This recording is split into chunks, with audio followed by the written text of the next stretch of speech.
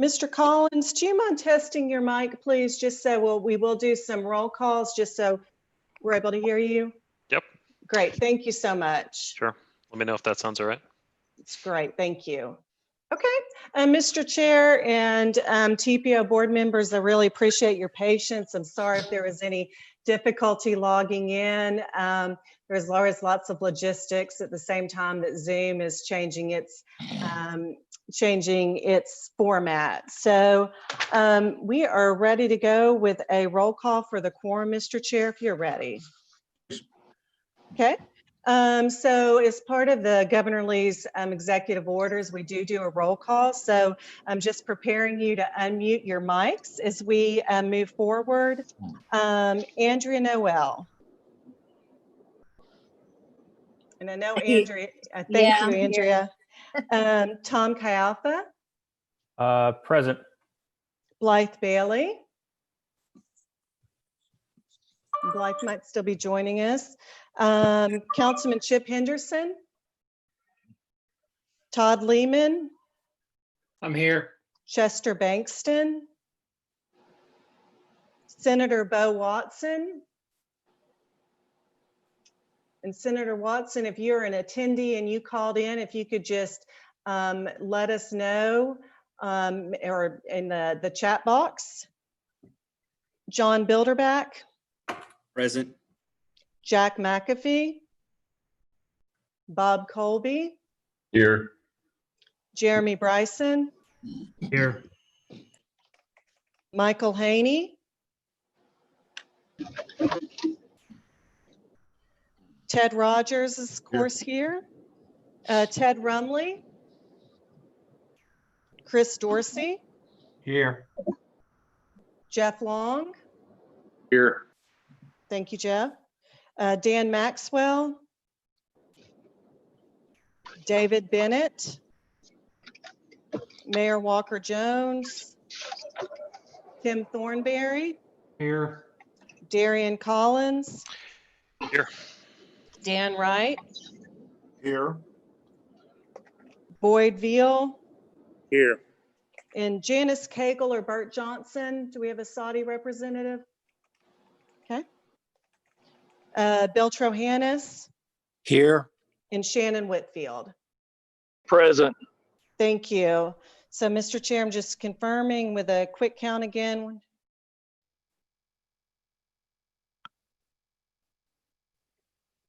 And we have 14 towards our quorum. So, and if anyone on the call has someone from their organization that's noting that they're having access issues, we did resend to both our stakeholder list and the TCC board members the revised meeting notice information. So Tom, I do see that. I hope Kim Grayson is able to access that. She can also access by the YouTube link that is in the chat box, but we'll continue with the meeting at this point. So, Mr. Chair, I'm turning it over to you. We do have some information in the chat box, and if anyone from the public would like to speak to an agenda, or really anyone on the call, we do ask for some name, email address, and mailing address, just so we have that information for our records. We do limit that time to 3 minutes. And Melissa's scrolling on the screen there just to note, if there's any questions about the meeting, staff can be contacted afterwards at the email address shown on the screen, which is tpo.chattanooga.gov, or by the phone number shown. So that information is also in the chat box. Please just let us know if you would like to speak to anything on the agenda. And Mr. Chair, I will turn it over to you. Very good. Distinguished colleagues and ladies and gentlemen, thank you for joining the meeting for the TPO Executive Board. One of the things we need to do is we've met our quorum, and we've had a quorum roll call vote to be in compliance. So would everybody look at the April 22 minutes, and we'll entertain a motion when someone so desires for approval.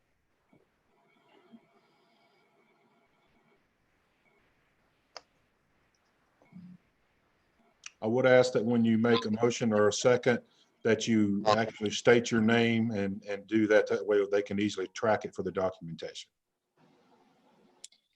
Tim Thornberry makes the motion. Mr. Thornberry from Red Bank makes a motion. Is there a second? Andrea Noel will second.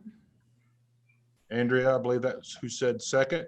Yes, sir. Okay. Any other questions or discussions relative to the minutes of April 22? All in favor, say aye, or do we have to have a roll call vote? A roll call, Mr. Chair, and I can do Yeah. that now. Yeah, please do. Yeah. Okay, Andrea Noel, Yes. Tom Kalfa, Yes. Todd Lehman, Yes. John Bilderback, Yes.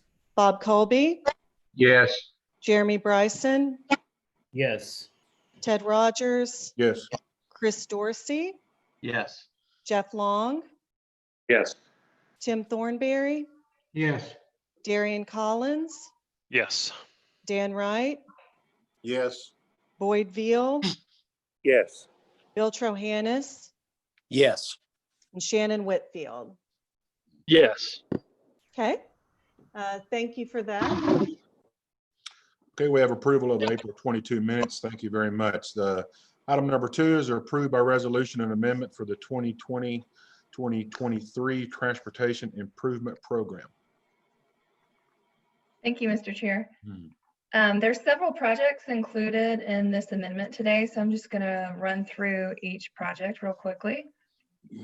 First up, we have our CARTA electric fixed route coach purchase project. CARTA is adding 2.6 million federal share of CMAQ funds to this project. Next is the CARTA cutaway van purchase project.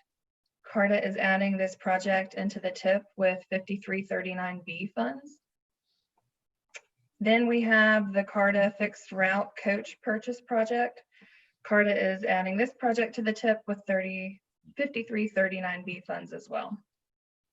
TDOT has a project up next. It is 2033000. It's their Enterprise Parkway Ferdinand Peace Way project.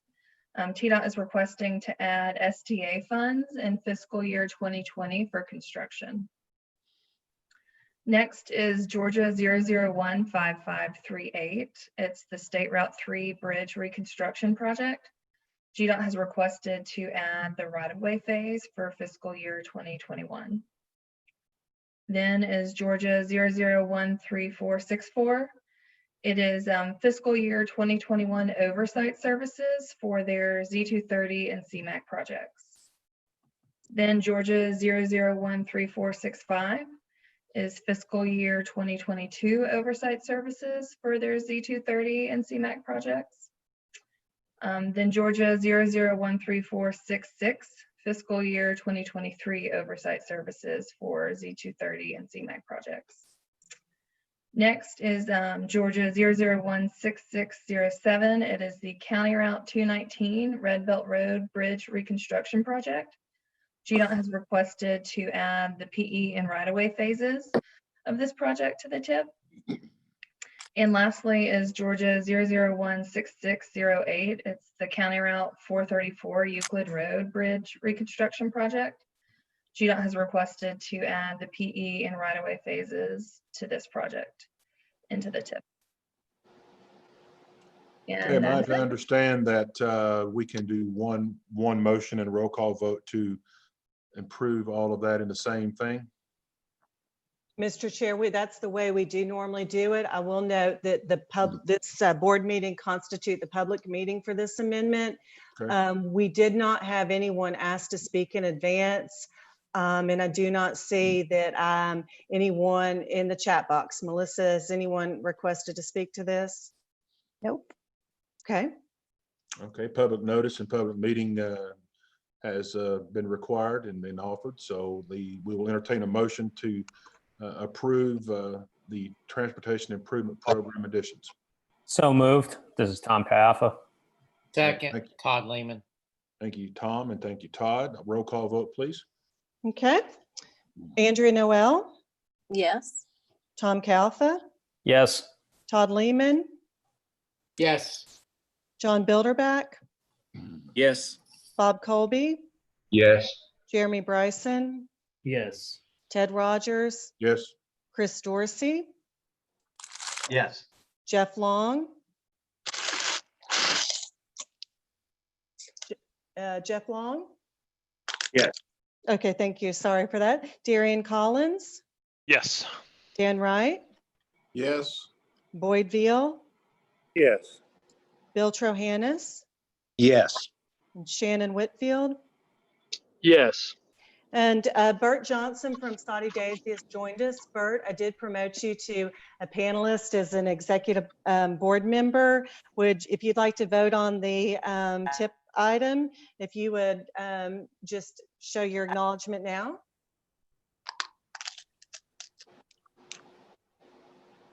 Okay. Bert, if you are on mute, or if you're able to speak, would you like to make a motion, or excuse me, vote on the tip item? Yes. Okay, thank you. Sorry, I kind of put you on the spot there. I Okay. just got audio. Oh, okay. Thank you. Thank you, Mr. Chair. Very good. So that passes. Very good. Thank you, folks. So number 3, discussion of the executive board bylaws amendment. Okay. And just I'll remind both the executive board and attendees that all these items are contained in the staff packet. There is a link to that packet in the chat box, and that the information is sent out in advance. So you do have additional information on these items in that packet. So I'll just cover some of the highlights, and I'm open to any questions certainly at the end. So as noted in the meeting packet, staff is proposing an amendment to the TPO executive bylaws to accommodate meetings that may need to be held in times of emergency or to conduct desired business. The situation we're in now with COVID is a good reminder that we need to ensure that the executive board is able to conduct needed business when called for. So to accommodate this, an amendment to the TPO executive board bylaws is proposed to allow special and emergency meetings. The draft language makes a distinction between regularly scheduled meetings, such as this one, which is held the 4th Wednesday of alternating months, and makes a distinction between that and special and emergency meetings. An emergency meeting would be held to deal with an unexpected circumstance or other item requiring immediate consideration during the time of emergency, and when the TPO's continuity of operation plan has been activated. It's been a little while since we've talked about the TPO's continuity of action operations plan, but that plan provides the guidance and structure to continue the work of the TPO in an emergency. So a special meeting, to make that distinction from an emergency meeting, is one when the chair or a majority of the board determines that a certain item of business needs to be addressed. So at this special meeting, only the item determined to be the purpose of the meeting would be discussed.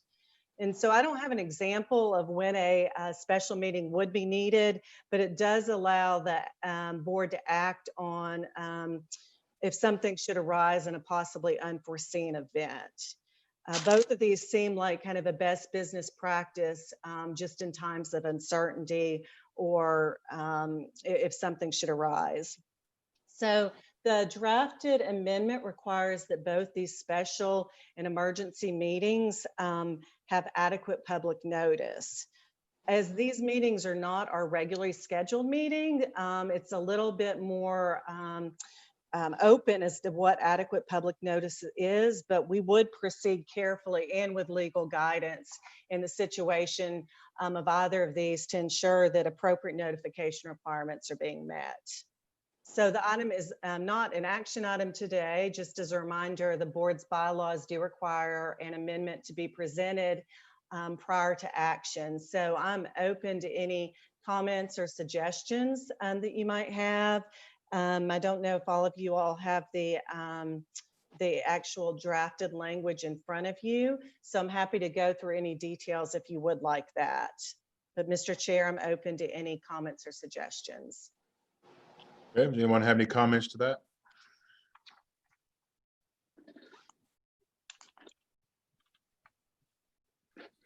Okay, I do have a comment relative to what is considered an emergency. Yes. Who determines that once again? It is in the TPO, and Mr. Chair, I'm turning to the language. It is, in cases of emergency, the recommended language here, the TPO coordinator designee in consultation with the TPO executive board chair and vice chair will determine that an emergency executive board meeting is required.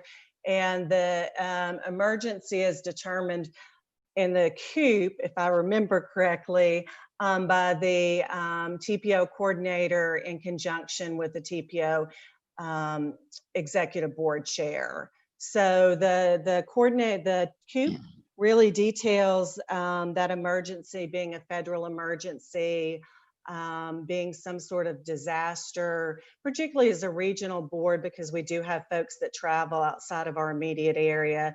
It really is, it is intended to be not just local, but also that national level.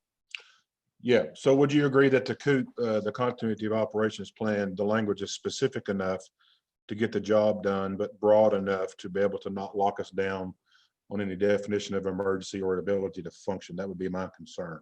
Yes, it is wide ranging, and I can update the staff report the next time that we meet, Mr. Chair, to put that exact definition of from the COOP in here as emergency. I do believe it's the exact language, but I would need to double check to remind myself. But yes, that is why the language for adequate public notice is not as specific in giving a real set deadline on that, because these are the unattended circumstances. Next question, And- would such a meeting require a quorum? The meetings would require a quorum, to my understanding. Very So good. as in like Governor Lee's order where we were able to do virtual meetings, we still had a quorum. So yes, Could there be a language, any language inserted, or would the law need to be changed to allow someone to call in by phone on a conference call type setting if they Zoom, or my angle of a discussion on that would be, what if we had some type of technological crisis? You know, some of my background is in disaster response, and it always amazed me at the federal government level that they would require the use of technology in mass chaos, when more than likely that technology would not be operating or be available. So if we had an emergency crisis of some sort, would the law or the requirements allow us to do something as simple as a conference call to be able to meet and have a quorum and discuss and approve business?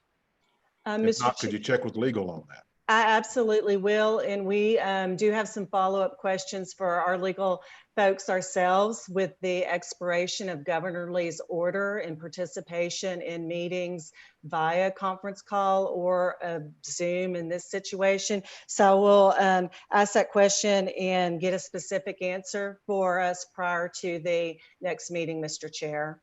So I'm assuming this is going to be proposed in an official written amendment that will require 2 readings or a reading? If there are enough changes, our bylaws require it to be presented at the meeting prior to action. We do not have the 2 reading requirement that some local jurisdictions would have. We can draft the language. It goes out, since it's an action item, 2 weeks prior to the next meeting, and take any feedback then. But Mr. Chair, my understanding that you would like the flexibility of being able to participate by phone call in order to be able to meet the quorum requirements of a public meeting. I do, based upon the sole premise of the technology needed may not be functioning, which thus would result in as part of a potential emergency. Sure, and our COOP does acknowledge that that's a preferred option if it is allowed by law. So we can mirror that language and also check with the legal department, our legal folks, to make sure that that's acceptable. Yeah. Okay. Usually difficult in situations like that is where the infrastructure, both physical and or electronical, could be completely compromised. And so we need to take that in consideration when we try to have a meeting and conduct business in a crisis situation. Okay. Yes, I'll address that. And Mr. Chair, Pam Cordenbrock, who is the Division Administrator for the Tennessee Division of Federal Highway, is on the call. We are happy to have her, and she does have a question. So I'm going to just bring her into the meeting and allow her to speak. Very good. And Pam, you should be able to speak to the executive board's. Thank you. I'm trying to turn my video on, but can you hear me? We can. Thank you so much. And thank you I missed you in the attendee queue. So thank you for bringing it to our attention. Well, I apologize, Karen. I was having some technical difficulties. So, Mr. Chairman, I completely understand your question. Oh, there I am. Thank you so much for letting me join you. I did have a question regarding this. This is with the expiration of the governor's order. This is going to affect all the MPOs. And so we're going to be working closely with TDOT to understand what maybe their guidance is to y'all, and then how we can continue to work together, because we're all opening, I'll say, at different rates. And for instance, the Federal Highway Administration is taking a very conservative view about in-person meetings. So we want to make sure that we're available to help you and provide you the services that we can. And I think it caught me a little off guard that the governor was going to let his executive order expire. So I'm guessing the conversations that you're having are happening everywhere. So I'll ask you to be patient with us also while we work with TDOT to figure out if there's a general guidance that's going to be offered. Sure. And staff appreciates any type of guidance we can get on that. We, Mr. Chair, I will note we did get positive feedback from board and TCC members and attendees, particularly for those who, were traveling from TDOT or GDOT headquarters, that this was a good, efficient use of their time and allowed them to attend where perhaps they normally would not be able to. And so that is something that we do want to take into consideration, particularly when you're holding meetings that are regional. So thank you for that. Yep. You're welcome. Okay. Any further discussion or comment relative to item number 3, discussion of executive board bylaws amendment? Okay. Thank you very much. Item number 4, process updates. Okay, Mr. Chair, hold on one second.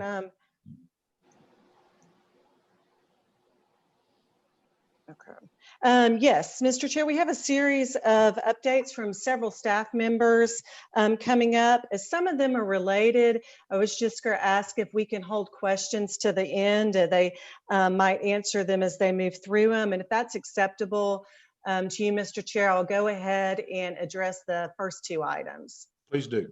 Okay. The public participation plan, as you know, really from the past several meetings since probably the end of last year, we've been updating you on the public participation plan. We've been developing that for a while now. We've been moving through the steps to complete the plan, and there's a little bit more information in the staff report. The draft plan was reviewed by our state and federal partners, and we successfully addressed all comments. And I've made this statement before, but I will note again that we do appreciate their review and feedback. That input that we received from those partners really does make for a better planning product for us. At their May meeting, the TCC opened the required minimum 45-day public comment period for the draft public participation plan. The plan's been made available online and in hard copy format at several locations throughout the TPO's planning area. The plan's also been distributed to the TPO's resource agency partners for their review and comment. Executive board members, along with the TCC, were sent an email last month with a link to the draft plan for review, and the plan's also available on the agency's website on their front page. So I do encourage you to reach out to me if you haven't had a chance to review the plan, or while you review the plan, if you have any questions or comments or suggestions. As you review the plan, that you'll note that there are some differences from our existing participation plan. If you've been with us long enough, you've seen comments and seen that addressed previously. So the new plan was informed by an initial survey. That is one change from the last time we did start with a survey to inform development of the plan. The plan includes updated measures of effectiveness, their plan metrics essentially. The plan contains a specific listing of inclusive engagement activities, which is really one of the priorities of this plan. And the plan contains the addition of virtual public engagement tools. It was touched on briefly during the development of our last plan, but technology has really changed since then, and the plan does try to address that. So as we do want to gather meaningful public input on the plan, since it's been a little bit challenging and we've had to develop our virtual tools themselves, we are going to be continuing public outreach for this plan beyond that minimum 45-day period, just to make sure that we are doing a good job with that. And as it's been mentioned, since staff is trying to respond to Governor Lee not extending the virtual meetings, and we are trying to figure out how to schedule our TCC and executive board meetings coming up for the next cycle. The plan adoption might still be on the board's August agenda. It also might move to the October meeting. And we are, staff are really working on identifying our next meeting cycle. So just a note to that.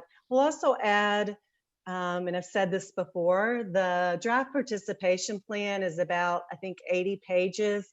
It's much less substantial, just in a number of pages than the RTP or ITS. So I do encourage you to take a look at that. And while I know you look through all these documents, I'm just noting that it is a little bit less robust than some of those other documents, thinking about your review time.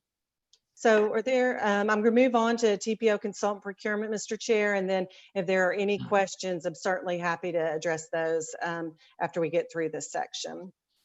Okay, so TPO consultant procurement, again, this is another item you've heard about really for probably 6 to 8 months. The TPO issued a request for consultants, an RFQ, at early 2020. So January of this year, that did close in February, and we are looking for transportation planning consultant firms to help us with transportation planning services for the next 4 or 5 years. The TPO staff and 2 of our TPO members that volunteered to assist on the consultant subcommittee have been working with the City of Chattanooga Purchasing Department for several months with consultant review. We are moving forward with the next steps in the process in the next few weeks. Our purchasing partners have been also having to address the COVID, the tornado that went through our community, and then return to work. So we are very appreciative to have them as a partner and understand their schedule, and their time has also had to be used elsewhere. So just a reminder to let you know that this will be coming to the TPO Executive Board. We as a TPO consultant selection subcommittee provide a recommendation to the TCC. Of course, we'll provide a recommendation to the board. We are hoping to have items related to consultant procurement before the board sometime this summer. So just an update there, Mr. Chair, and I will turn it over to Courtney Gary, who's got the next item. Thank you, Kara. As part of the federal requirements for transportation performance management and target setting, CARTA is required to prepare a public transportation agency safety plan. The plan must include targets for the number and rate of reportable transit-related fatalities, injuries, and safety events, as well as the mean distance between major mechanical failures by mode. The plan must be reviewed and updated annually. In light of the disruptions to transit agencies due to the COVID-19 pandemic, the Federal Transit Administration issued a notice of enforcement discretion, effectively extending the deadline for initial safety plans to December 31st, 2020. CARTA, however, has already prepared a draft safety plan that is being reviewed internally and by TDOT, and as of now, they're on track to meet the original deadline of July 20th, 2020. CARTA has designated Cindy Bonds as their Director of Safety and Security, and she will be coordinating the safety plan. The TPO is required to adopt transit safety targets specific to our metropolitan planning area 180 days after CARTA establishes their targets through the safety plan. The targets must inform our investment priorities for upcoming transit projects, and we must incorporate the targets and safety plan into our regional transportation plan and transportation improvement program. We aren't required to set new transit safety targets every year when CARTA updates their safety plan, but we can choose to revisit our targets when we update the system performance report for our regional transportation plan. CARTA will share their safety plan and targets with the TPO in advance of our deadline to set our transit safety targets. And as a point of clarification, the transit safety targets are separate and distinct from the Highway Safety Improvement Program safety targets related to all fatalities and serious injuries on public roadways, which the TPO does have to adopt annually in February.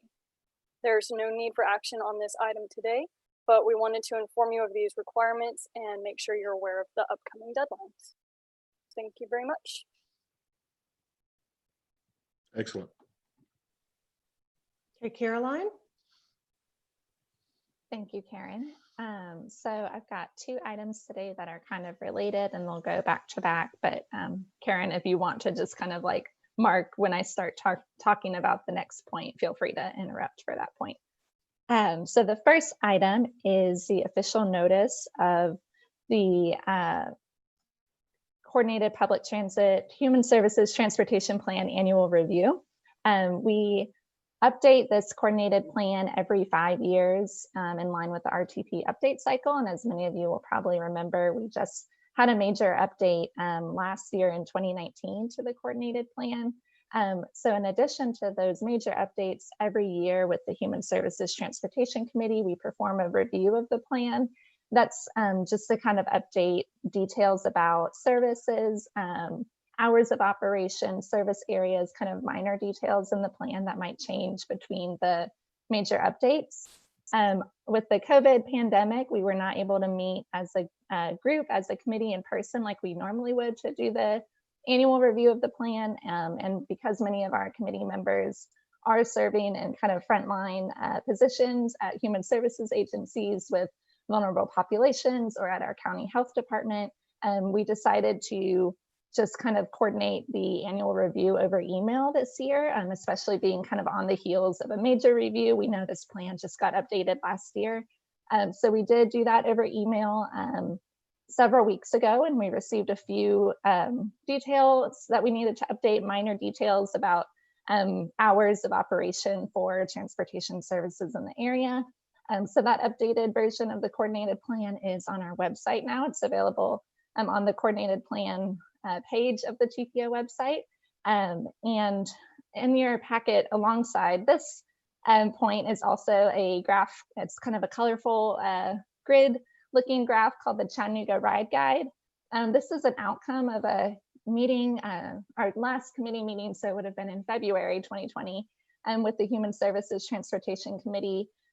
Folks on our committee had been talking about how it would be helpful to kind of summarize and distill the information about available transportation services in our area into like one document, like a reference sheet that people working kind of directly with clients could reference more easily than having to kind of thumb through our whole 60-page coordinated plan document. So all this sheet is information that's already in the coordinated plan. We've just kind of taken it out from that bigger document and summarized it into kind of a one-pager reference sheet about available transportation services in the TPO area, specifically for seniors and individuals with disabilities, but some of the transportation services on there, like CARTA fixed route services, are available to the general public as well. So feel free to reference that sheet if you have constituents or other folks that are kind of inquiring about available transportation options.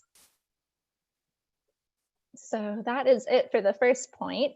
The next point under process updates is the official notice about the Federal Transit Administration 5310 call for projects.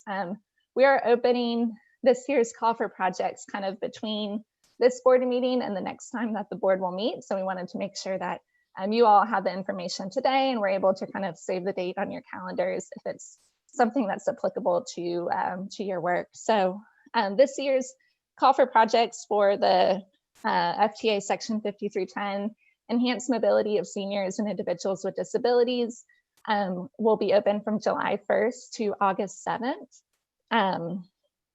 Each year, the TPO partners with CARTA to issue this call for projects. And we have a kind of midway through, we have the notice of intent to apply due. That will be on July 14th. As a reminder, the 5310 program is designed to improve mobility for seniors and individuals with disabilities by removing barriers to transportation services and expanding the transportation mobility options available to them. Eligible projects are those that are planned, designed, and carried out to meet the specific needs of seniors and individuals with disabilities when public transportation is insufficient, unavailable, or inappropriate. Projects must be derived from a locally developed coordinated plan. So that plan I was just referencing in our last point. There's several types of capital and operating and traditional and non-traditional projects that are eligible for funding through this program. All of those details, I'm sure most of you are familiar with already, but they're in the information in your packet today. And if you have any questions about eligibility or what sort of projects can be submitted for this, please reach out to me at any point. Okay, that's an incredible amount of information. Very, very good. Obviously, a lot of hard work goes on behind the scenes, which we know. And thank you on behalf of the board for that. We'll entertain any questions from any of our distinguished board members for any of that information.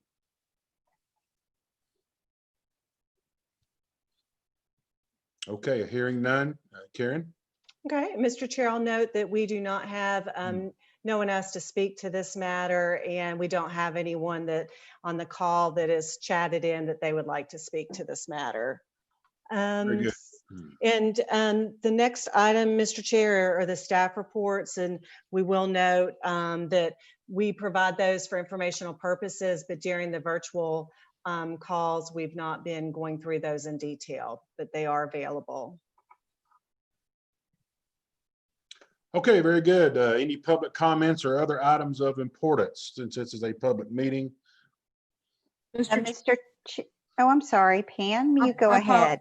I apologize, Melissa. If you've got something that's scheduled, I'm unscheduled. So mine is just to call their attention to the grant and grant awards. There was a multimodal transportation grant that just wanted to make a note of and make sure that folks took the opportunity to look for that if they were interested. So pay some attention to the fact that there is an open call for grants. Very good. Mr. Chair, go ahead. This is Pam Cordenbrock again from FHWA. I just wanted to, let you know that Sabrina David, the Deputy Division Administrator, was also on the call. She was covering me a little bit before I arrived. So you've got both of us. If y'all did not know, Elizabeth had her baby, Elizabeth Watkins baby. So we have a new member of the Tennessee Division, and we're thrilled to have Vincent join us. Also wanted to let you know that I appreciate the fact that y'all have gone to so much effort to make sure that these meetings, one, continue, and two, have an opportunity for the public to participate. This is important work that we do on behalf of the public, and so being able to do that under these extraordinary circumstances, and frankly done it very quickly, because we were all, I don't think any of us realized that we would still be in this situation at this late date. So to be able to make these kinds of adjustments to your bylaws, make yourselves available for these votes at quorums, it's very, very important, and it's very much appreciated that you've gone to such effort to make sure that the people's business continues. And I just wanted to thank you for that, and thank staff for all their hard work and keeping us all involved. Thank you very much. Good comments, and we can certainly concur.